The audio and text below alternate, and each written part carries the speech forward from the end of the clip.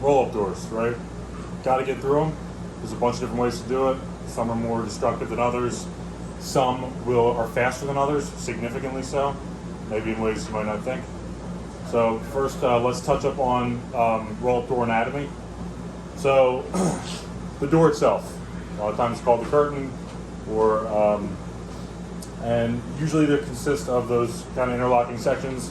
They sort of interlock the way your hands almost would, like this. The bottom of the door consists of two pieces of angle iron that are faced opposite each other to form that kind of like an upside down T shape. That's kind of an obstacle if you do need to cut it, but these sections it's like hot rolled sheet steel. It's not really particularly difficult to cut through. There is a different style, a newer style of roll-up door that has a sheet curtain. It's actually made of a single piece of metal all the way through. It's super thin. It cuts like a hot knife through butter. Just something to consider. But you can't pull the slats on that. There's no slats to pull. It's a single section. So when you do roll up on your door, quick size up. 90% of what we're going to deal with, especially in like more security conscious environments, are going to be this. Maybe some of like the. Is there that giveaway when you're walking up that you can there's, see the roll? There's a really hard shadow in each section where the two sections come together. Yeah. Because they are literally different like pieces. in that crevice there. Yeah. This is light gauge stuff, so it's lighter security. You might see it in some like your yuppie like remodels where there's like I feel like across the street, Apple Storage. I think that door they have is a single sheet. It might even be lighter than this. It's like in more industrial stuff, like garage doors. You'll know. I mean, these are generally going to be older. They last a lot longer. This is newer style stuff. Real quick, sorry. You can feel that gap in them too if you touch the door, the rolls. Yeah. It's side. usually pretty obvious which is which, especially once you get close up. All right, so that's the door itself. The sides are considered the channels, and then the top is called the drum. The drum will either be with or without some kind of a housing on the side, which either contains a motor or a gearbox, like a gear reduction for using a chain drive to raise it up, and we'll get into that a little bit more as we go. So different types of doors. So we've got, let's just categorize them into small, medium, and large, right? Small, medium, large. Small door is going to cover up either like a single window or like a single door. Those doors are going to be raised manually. You see the guys as you're coming into work when they're opening up shop, just bending down and raising them up after they pull the locks out. Medium doors are going to cover either like a large window, maybe a window and a door. Like a lot of your like mom and pop storefront type operations are going to have like a medium sized door. And usually as they get heavier, they become too difficult for a single person to just bend down and raise them up. So the medium sized doors are going to have a chain to assist. So you basically pull a chain to raise that door up. It's got a gear reduction in there, so it's like it's being driven. It's like a 2-to-1 maybe of pull that chain. It makes it easier to raise that heavy door. And then there's really big doors you're going to see on like industrial properties, like automotive garages, maybe on some of these bigger stores where it literally secures the entire front of the building, like 3-4 windows and the front door. A lot of times those are going to be motor driven because it's so heavy that you actually have to get a power unit in there to raise that door up and down. Dead giveaways on those. You see a motor box on the outside. You might see a key box in the front like we have on the front of the firehouses. But you might not see any of those things. So we'll get into some more of that as we go. Tools for getting through these. Got metal cutting saw. Special operations has probably plasma cutters and all kinds of oxyacetylene cutters. We have metal cutting saws with diamond blades. It's more than enough to defeat any of this stuff, unless we're talking about something super high security, like beyond like on the inside of that environment. So metal cutting saws. We have the P-tool.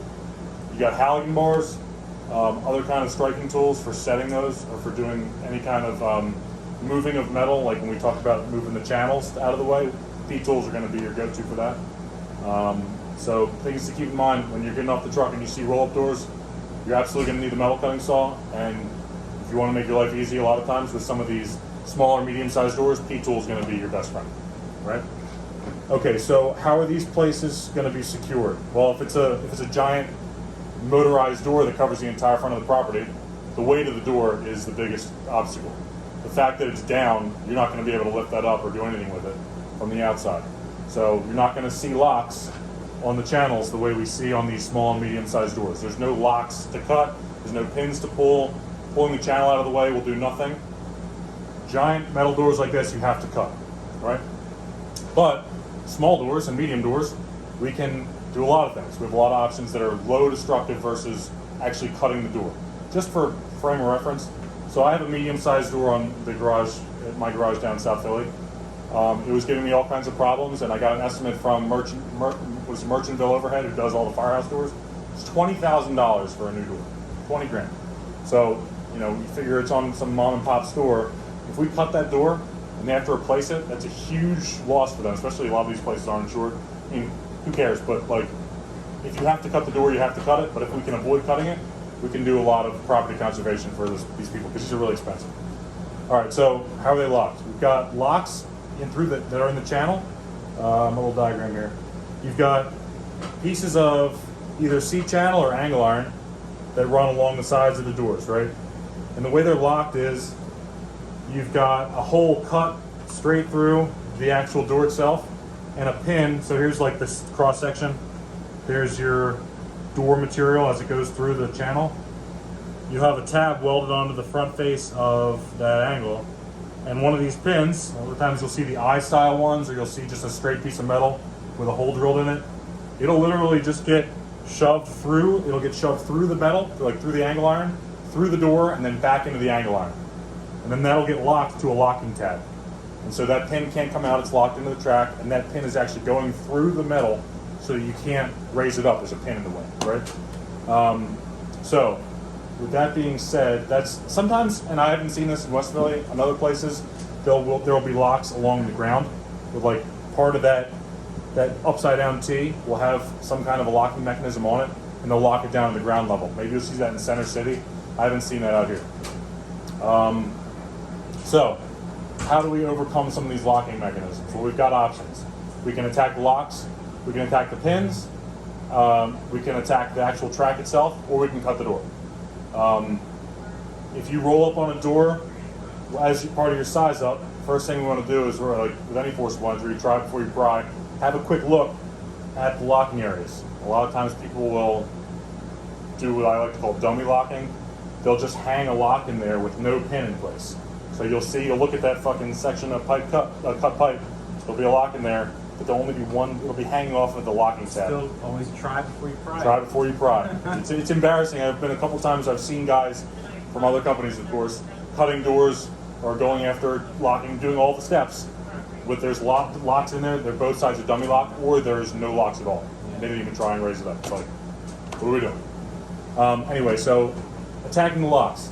If you can cut across the top of a padlock and cut the shackle of a padlock and be able to pull that pin out, that's a huge win. Real low destructive, gets in fast, and then you problem solve. I mean, even if you went in with a bolt cutter and snapped those the top and bottom or the both sides of a shackle on a padlock, and you're in, that's a huge win. And then you can raise it manually with these two options, right? Even with a hockey puck lock, if you know how to cut a hockey puck lock, cutting 3/4 of the way opposite that keyhole, or where it says like American Series 3000 or whatever, make that cut, pull your lock out, and remove the pin, you're in, right? But let's say we don't want to do that for whatever reason. Maybe you've got a really thick lock surround that's protecting it very well. Maybe you don't know how to cut a hockey puck. Maybe for whatever reason that's not the option you want to go with. We can attack the pin. If you can put the blade of the saw behind, if you can get in there with the blade of your saw behind that track and cut that pin, that's another option. Now, it's something to keep in mind, that not necessarily going to be your best approach. The reason being, when you go to raise that door up, that pin is not necessarily going to fall all the way out. A lot of times it's sort of retained, like partially behind the door itself. It's stuck in the channel, and when you go to raise it, it can cause you some issues actually getting it up. So a better option to get the pin out, the best option as far as I'm concerned for all of this, is going after the actual track itself. Cutting above and below the lock and leaving plenty of room for your tool to go in, like a P-tool or the forks of a Halligan. You can stick that tool in there after you've made your cuts above and below that locking area and literally just pull the lock and the pin out of the way. It's super fast, super easy. Something to think about, like a lot of those locks are going to be case hardened, which means the metal's been treated in such a way that the grain structure of the steel is like really hard to cut. Yeah. So that's not going to be the case with all the seat channel on the sides of these doors. Mild steel cuts quick and easy, and if we can do 2 quick cuts, pull the lock out, you're done. The pin is not in the way, the lock is completely out of the equation, and now the door can go right up. Are we, so all this, is this all for speed or for damage control? It's speed and damage control. Okay. So speed is, Because you're pulling up, and if you're going for speed, what's your fastest attack? the fastest way to open any of these doors is to open them the way they're designed to be open. Alright. So if I have to cut a door, Yeah. it's going to be significantly slower than. I mean, think about it. If old man Joe comes into work in the morning and all he has to do is this to get in, that's the fastest way to get past any of this stuff. So if you can cut the locks off and open it the way it was designed to be open, Yeah. that's aces. Now, I mean, listen, you roll up on the door. So you want to attack the locks before you want to attack the door? I'm always gonna, if that's an option, that's gonna be my go-to. Yeah. Now, there's some things to consider. Let's say you roll up on a door that's damaged. Let's say, like I saw one of these the other day, where the track is completely cattywampus in the fucking track, and they just leave it closed because they can't open it. Now you gotta cut something. Let's say it's like a car is crashing into one of these and it's completely dented in. You're not gonna be able to open that door. I don't know if you're even gonna be able to pull the slats. At that point, you're gonna have to cut, and you're probably gonna have to do something weird.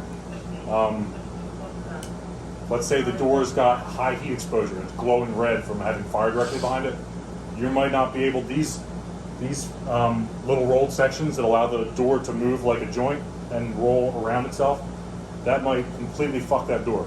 So keep in mind, if something weird is going on with the door, it looks damaged, a lot of these options aren't gonna necessarily work. But something to keep in mind too, a lot of the ways in and out, like let's say a car crashed into the front door of your store, and you got a roll-up door down, they're gonna fix that right away. A lot of the time you're gonna have fucked up doors left in place in places that don't require day-to-day use. Like if my door is broken in the down position, my building's secure, but if I don't need to roll that up every day, who cares? But the front door is probably not gonna have that issue. They'll fix that right away, generally, right? So, but yeah, the fastest way to get in any of these is just to raise them up. So, let's say we've got our locks removed. We went through some of the scenarios, we did our size up, the door was actually locked, the locks that were in the surrounds actually had pins in them, and we can't just raise the door up by itself. Well, how are we gonna raise it up? Let's say we got our locks out. If it's a single door, single window, just raise it up like the shopkeeper does. If it's like a medium door, and you've noticed on the outside there is a box with chains hanging down from it. A lot of times, at least in West Philly, you've got a section of angle iron on the hinge that covers that chain up, and then that'll also be locked. Same deal, we're gonna raise the door just like the shopkeeper does. Cut the lock off of the piece of angle iron that's protecting that chain. Figure out real quick which way the door goes. Pull on one side of the chain. If the door goes down, pull on the other side of the chain. It's real easy. Door goes up and you're in as fast as you possibly can be. Now, we roll up on Joe's Auto and they've got a giant door like this. You have to cut.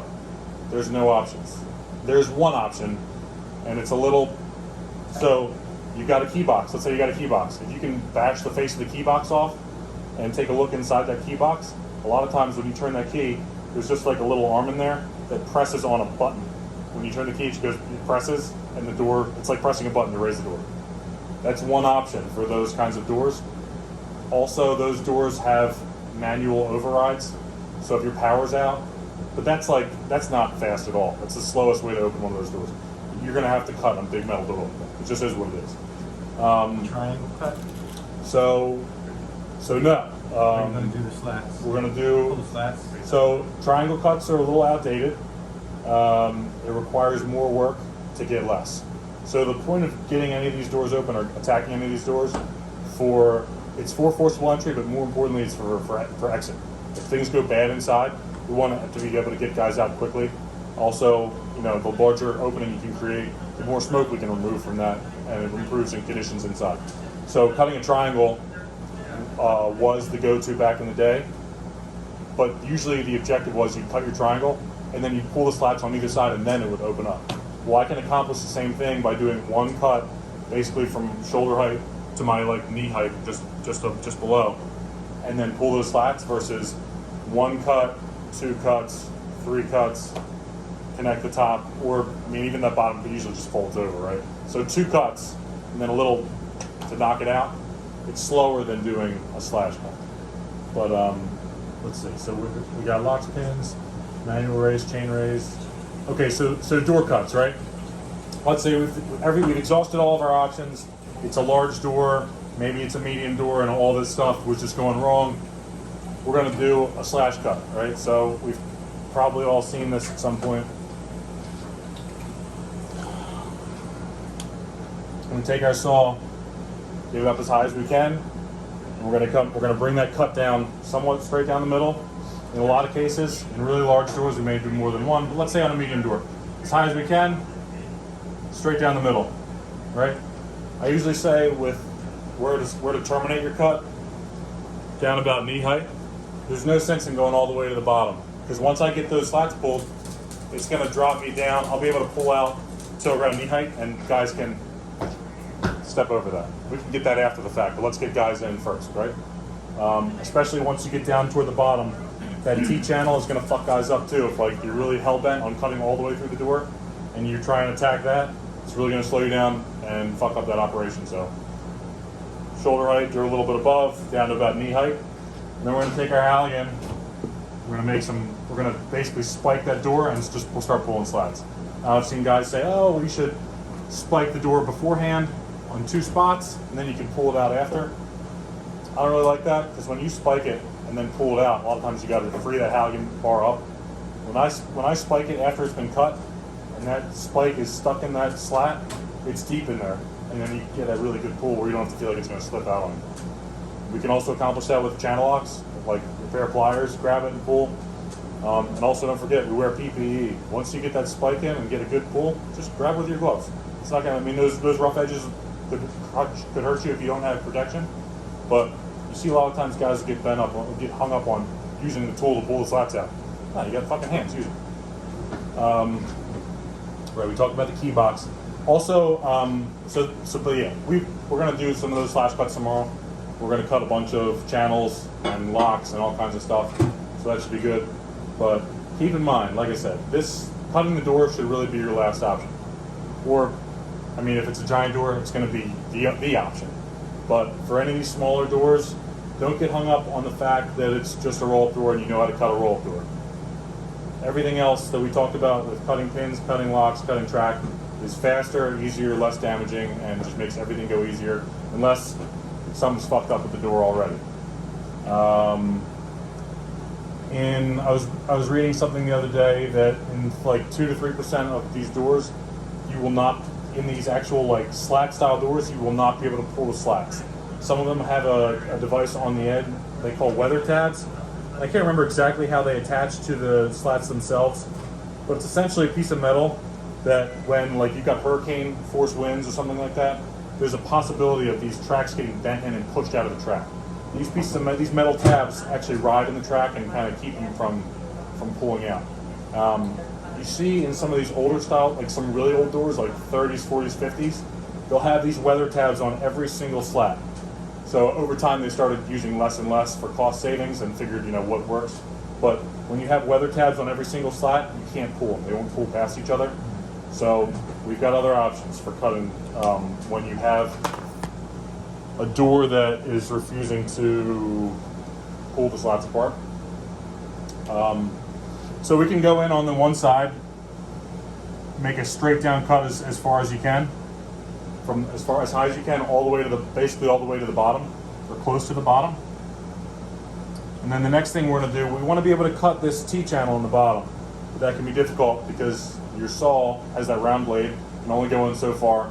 So we have to give ourselves some room to stick that saw in deeper, like into the door, and cut straight down on top of that T-channel. So our second cut on a job like this is going to be a triangle cut. Triangle cut. And what we're then going to do once we've made that triangle cut, and we've crossed our cuts here, we're going to take our boot and just stop that piece of door in. So we've got a nice big opening right here.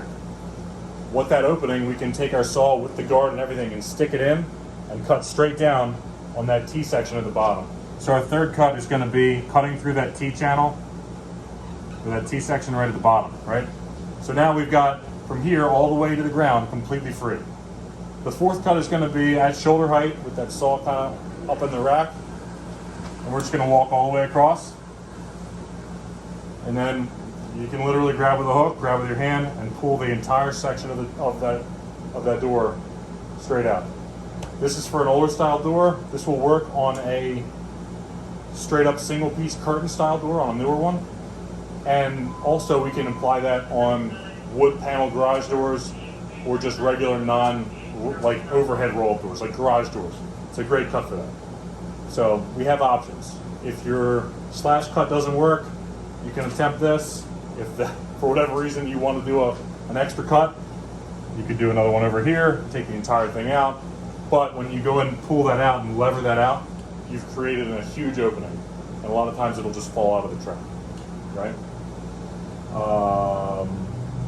So, does anybody have any questions? And that's roll-up doors, that's cutting doors, it's cutting locks in a nutshell. Luke. There's something, remember when this came up, when the people who had that job, and it was, who's doing the search?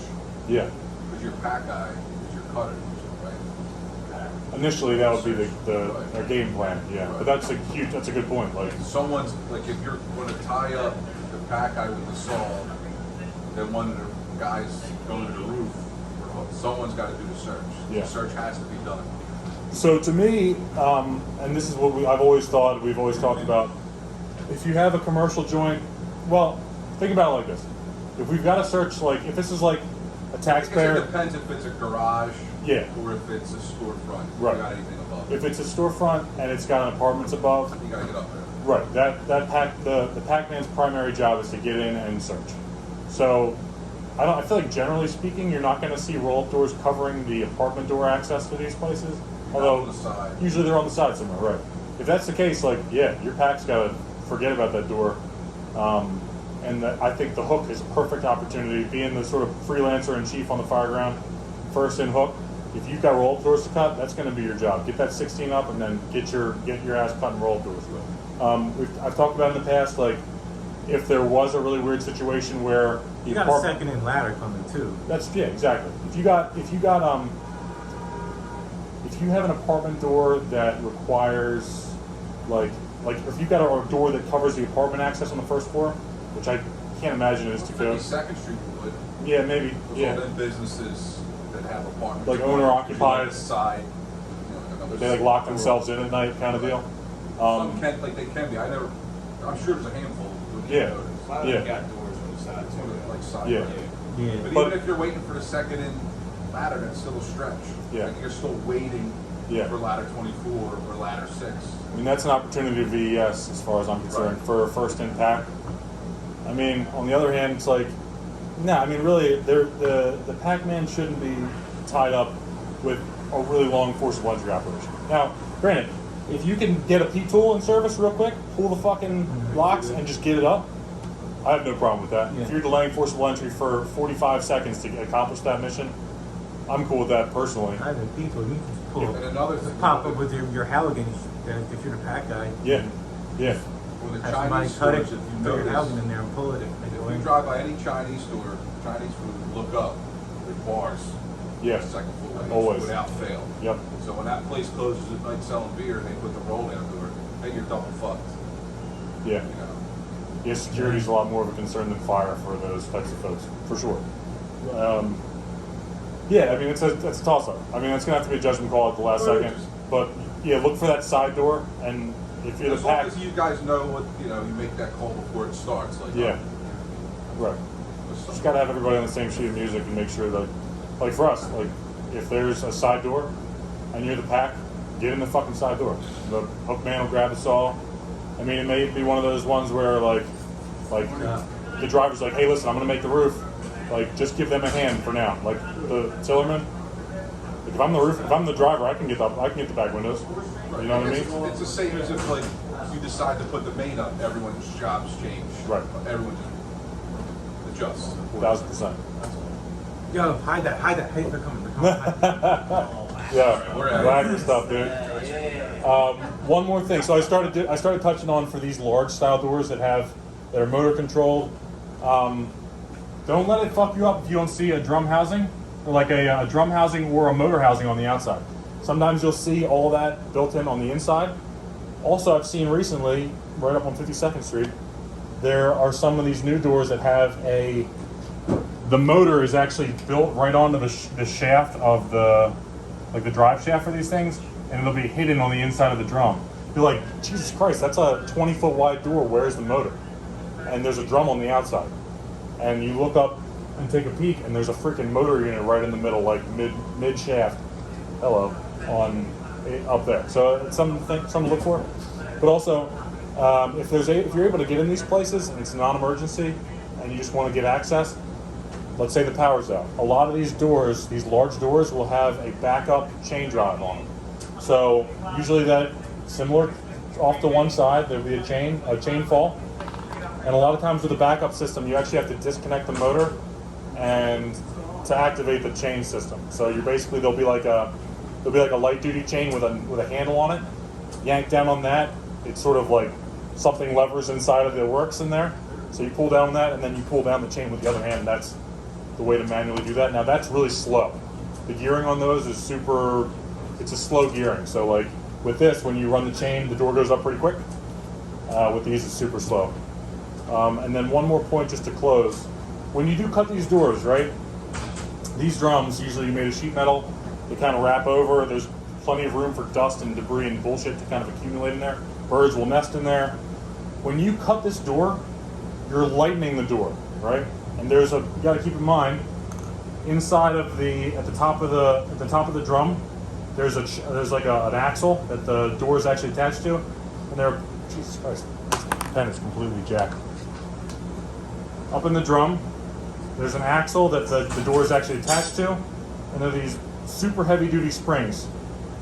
The spring actually assists with raising up the weight of the door, right? Because a 200-pound door, old grandpa store owner isn't raising that by himself.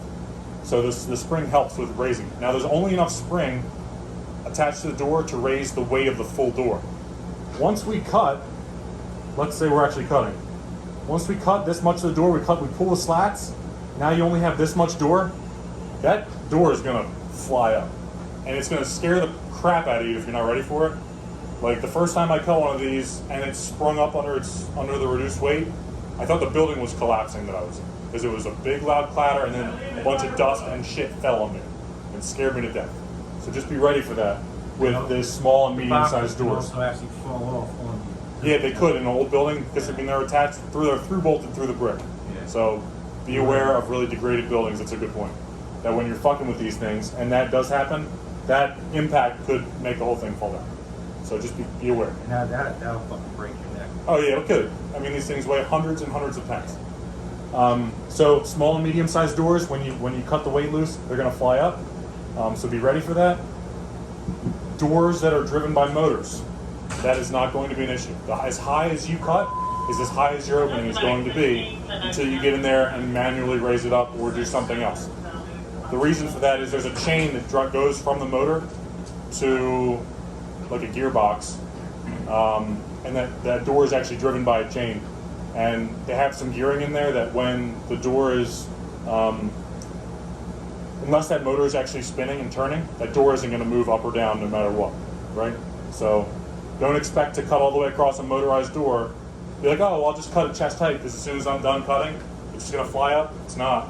Big fucking door like that, as high as you cut, is as high as you're getting. So just something to keep in mind. Also, on these big doors, right? Let's say you got a 25-foot wide door. You do a single cut straight down the middle, and now we're working with what? Like 12 and a half feet of door of slat on either side. That's a lot of slat to pull. So something to consider, super wide door, consider cutting it into thirds, right? Then you've got more manageable pieces to pull that don't weigh 1,000,000 pounds. You're not dealing with nearly as much friction between these curl sections. And it should just be easier for you to pull that shit out and get that door open in the way you want to open it. Anybody got anything? Yeah, another thing is too, we had a garage, years ago. Speak up a little bit, dude. I'm sorry. But here. We had a garage a year or so ago, big roll-down door, and I actually went to a small door that was already open, so I went in that door. I and manually open the garage that way. Yeah. So if you have that option too, that might be like, if you're able to Yeah. go in that side door real quick and see if you can manually do it Yeah. 1000%. before certain time. Yeah, it's way easier now. It's something to think about too. Like, yeah, like if you can force one door before the pack guy goes and cuts the power, just go hit the button. Now you save the homeowner $20,000-$30,000, and you save yourself the energy expense of cutting a door. That's good. That's good shit. Yeah, whatever we can do to make things easier. But I feel like the biggest takeaway from any of these kind of trainings is cutting locks, pins, and track when you can is easier than any of the cool, sexy door cuts, slash cuts, sparking, everything. Do what's easy. It saves the homeowner money at the end of the day. It's faster to just open the door the way it was designed to be open versus cutting. And don't get tricked by dummy locks. Don't get tricked by doors that aren't locked at all that you can just raise the easy way. That's probably one of the most embarrassing things that could happen is to spend a lot of time cutting a door, wasting a lot of time when you need guys to get inside when the door is actually unlocked, but you just didn't take that extra second to do a good thorough sizing. So, anybody doesn't have any more questions, that's all I got. Cool. Good team. Woo!